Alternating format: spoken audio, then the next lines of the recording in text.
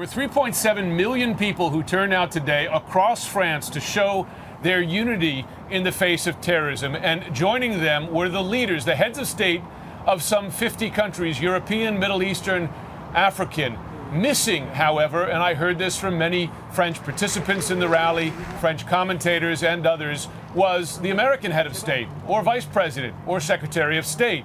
Attorney General Eric Holder is in Paris now for security meetings. He was not at the rally. The most senior American presence was the U.S. ambassador to France.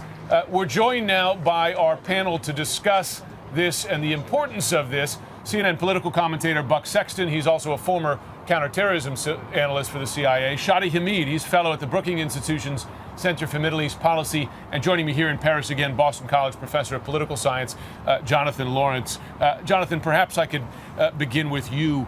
That was a visible and a noticeable presence. You know this country well. Was that a mistake for the Obama administration?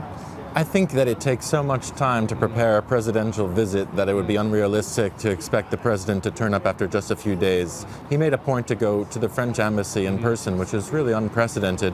He wrote a long message in their condolences book.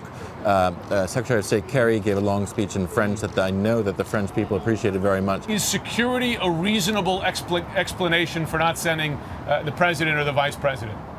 I'm not sure it's reasonable in this instance. It's the only explanation, though, that I can think of. And so I guess in that sense, we have to accept it. Maybe security and logistics, as was mentioned before. But given, I think, the gravity of the situation, the fact you have so many other world leaders, as we just saw there, who showed up, and the importance of this event, I think the president, quite honestly, should have been there.